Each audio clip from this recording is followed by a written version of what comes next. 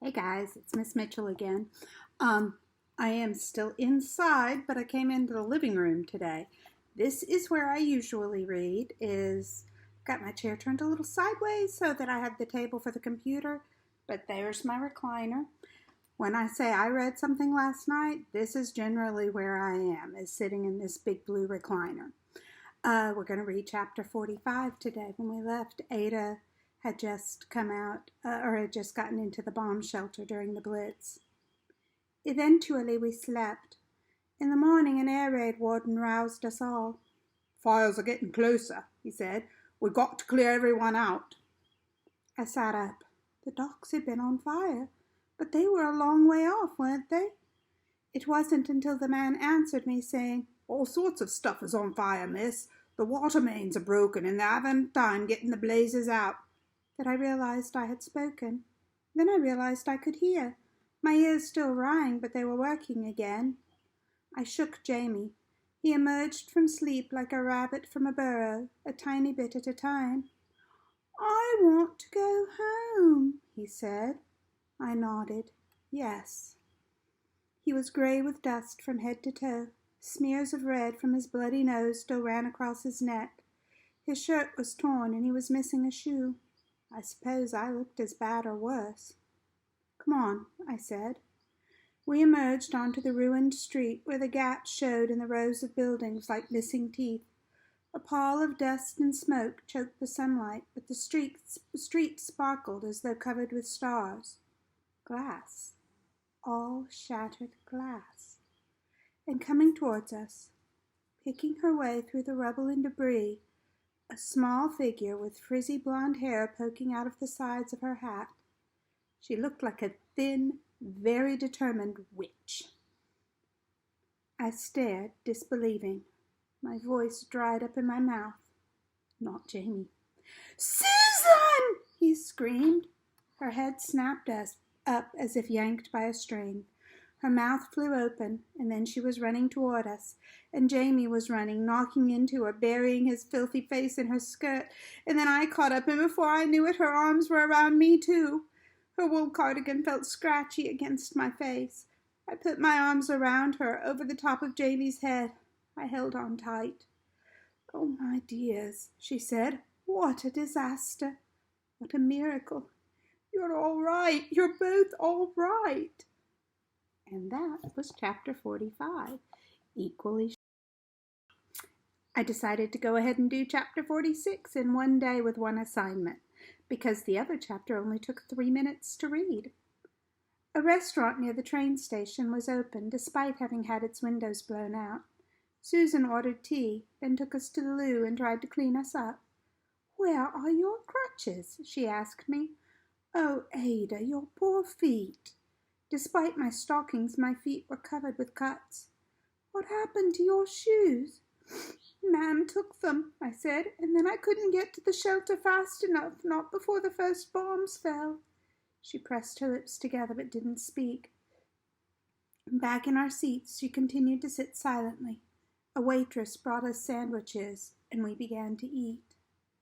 "How did you find us?" Jamie asked. "Your mother left her letters behind. One of them had her address on it, but that building—" She paused. "Well, it took a hit, I'm afraid. But some of the people who lived there had come back, were standing by the rubble this morning, and one woman thought she remembered seeing you go down the stairs." Susan made a face. "She remembered passing you, because you were moving so slowly. So I hoped you'd made it to a shelter. I've been searching the shelters. I never realized there'd be so many. I had a more important question." "Why? Why did you come for us after you let us go?" Susan stirred her tea with a spoon, round and round, looking thoughtful. The restaurant had sugar on the table, but it was bad manners to take more than a bit. "You'll find out," she said at last, "that there are different kinds of truth. It's true that your mother has a right to you. I was thinking of that when I let you go. But then I couldn't sleep. I sat in the shelter with the wretched cat, and I realized that no matter what the rules were, I should have kept you, because it was also true that you belonged to me. You understand that? Can you? I said, we were coming back to you this morning. She nodded. Good. A few minutes later she added, I took the first train I could yesterday, but it was so slow and it stopped so many times, and then the bombing started and they wouldn't keep going to London. We spent most of the night on a siding and only pulled into the station at dawn. She stopped talking. Jamie had slumped against the table. He was sound asleep. Susan held my arm as I limped to the station. She said, You needed new crutches anyhow. You were getting too tall for your old ones. I nodded, grateful that I didn't have to explain. Someday I'd tell her the whole story, what I'd said to Man and what she'd said to me, but not now. Maybe not for a long time. It tore a hole through my heart just to think about it. The train to Kent was packed. Susan found a seat for me, but Jamie ended up laying down beneath the benches, and Susan sat on a soldier's bag in the aisle. The train moved in fits and starts. I dozed with my head against the wall. When Jamie had to use the toilet, soldiers passed him over their head, one to the one at the end of the car, and back again when he was done. When we stumbled out of the station at our village, Susan waved toward the taxi parked by the curb. Get in, she said to me. I'm not making you walk another step. We drove through the quiet Sunday morning village and down Susan's tree-lined drive. Suddenly she gasped. I got out of the taxi and saw what she saw. The house was gone. A direct hit from a German bomb. What seemed like half the village stood among the rubble, carefully lifting away bricks and stones. They looked up at the taxi. They saw us, and it was like when we saw Susan in London all over again. The astonishment on their faces, the fear turning to happiness, to laughter and smiles. Susan stood frozen, her hand covering her mouth. They rushed toward us, Fred, the vicar, Stephen White, the publican and his wife, the policeman, pilots. Lady Thornton threw her arms around Susan and burst into tears. Why didn't you tell me you were leaving? She sobbed. You never go anywhere. Why didn't you let anyone know? A blur of grey fur streaked out of the rubble straight toward Jamie. Bovril! He shrieked. The pasture lay beyond the rubble. I tried to run, but after 3 steps Fred caught me. He's fine, he said. Your pony's fine. He must have been on the other side of the field when the bombs hit. Tears were coursing down Fred's cheeks. It's you we were missing, he gasped.